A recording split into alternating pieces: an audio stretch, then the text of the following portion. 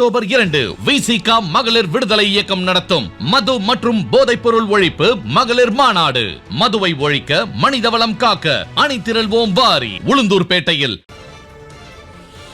கல்லறைகளை பாதுகாக்கவே தொல்லியல் துறை உள்ளது போல தெரிகிறது என்று காட்டமான விமர்சனத்தை உயர்நீதிமன்ற மதுரை கிளை நீதிபதிகள் முன்வைத்திருக்கிறார்கள்.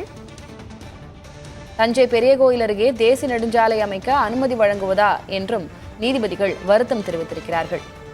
கோயில்களை பாதுகாப்பது தொல்லியல் துறையின் கடமை என்றும் நீதிபதிகள் வலியுறுத்தி கூறியிருக்கின்றனர்.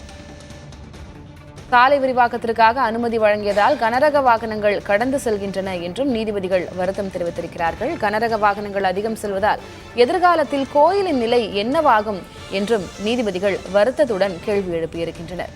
கல்லறைகளை பாதுகாக்கவே தொல்லியல் துறை உள்ளது போல தெரிகிறது என்றும் நீதிபதிகள் விமர்சித்திருக்கிறார்கள். தொல்லியல் துறைக்கு உயர்நீதிமன்ற மதுரை கிளை நீதிபதிகள் தங்கள் கண்டனத்தை தெரிவித்திருக்கிறார்கள். கூடுதல் விவரங்களை வழங்குவதற்காக செய்தியாளர் சகாய பிரதிபா இணைகிறார். சகாய பிரதிபா, வழக்கு விவரங்கள் என்ன? இது போன்ற தேசிய நெடுஞ்சாலை அமைக்க கோரி முதல்ல எவ்வாறு கோரப்பட்டது? அதற்கு அனுமதி வழங்கி இருக்கிறது தொல்லியல் துறை. தொடர்பாக நீதிபதிகள் என்னென்ன தெரிவித்திருக்கிறார்கள்? சாராம்சம் என்ன? திலகவதி, தஞ்சை பெருவுடையார் கோவிலில் 40 ஆண்டுகளுக்கு முன்பாக பூட்டப்பட்ட இந்திரனுக்கான உப கோவிலை திறந்து நாள்தோறும் பூஜைகள் நடத்த உத்தரவிடக் கோரி வழக்கு தாக்கல் செய்யப்பட்டிருந்தது. இந்த வழக்கு விசாரணையின் போதே நீதிபதிகள் பழங்கால நினைவு சின்னங்களை அல்ல, கல்லறைகளை பாதுகாக்கவே தொல்லியல் துறை உள்ளது போல் தெரிகிறது என்ற கருத்தை பதிவு செய்திருக்கிறார்கள். வழக்கின் பின்னணி குறித்து பார்த்தோமானால், தூத்துக்குடி மாவட்டம் கோவில்பட்டியைச் சேர்ந்த சின்ராஜ் என்பவர் மதுரை கிளையில் பொதுநல வழக்கு ஒன்றை தாக்கல் செய்திருந்தார். அதில் தஞ்சை பெருவுடையார் கோவிலின் கிழக்கு பகுதியில் இந்திரனுக்காக உபகோவில் ஒன்று அமைக்கப்பட்டது.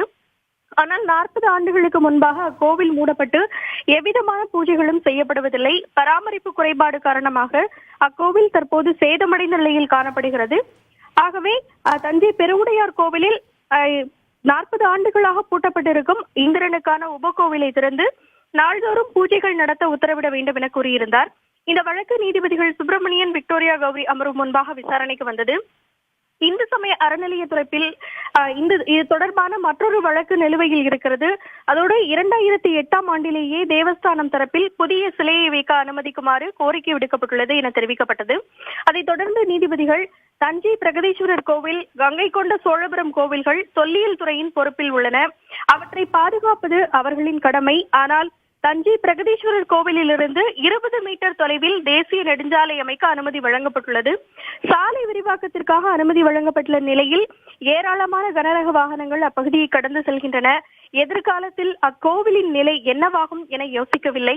பழங்கால நினைவு சின்னங்களை அல்ல, கல்லறைகளை பாதுகாக்கவே தொல்லியல் துறை உள்ளது போல் தெரிகிறது என குறிப்பிட்டு இந்த வழக்கு தொடர்பாக தமிழக தலைமைச் செயலர், இந்து சமய அறநிலையத்துறையின் முதன்மை செயலர், தொல்லியல் துறையின் ஆணையர் ஆகியோர் பதில் மனு தாக்கல் செய்ய உத்தரவிட்டு வழக்கை அக்டோபர் 21ஆம் தேதிக்கு ஒத்திவைத்திருக்கிறார்கள். திலகவதி, விவரங்களை வழங்கியதற்கு நன்றி சகாய பிரதிபா. அக்டோபர் 2 விசிகா மகளிர் விடுதலை இயக்கம் நடத்தும் மது மற்றும் போதைப் பொருள் ஒழிப்பு மகளிர் மாநாடு. மதுவை ஒழிக்க, மனிதவளம் காக்க அணிதிரள்வோம் வாரி. உளுந்தூர்பேட்டையில்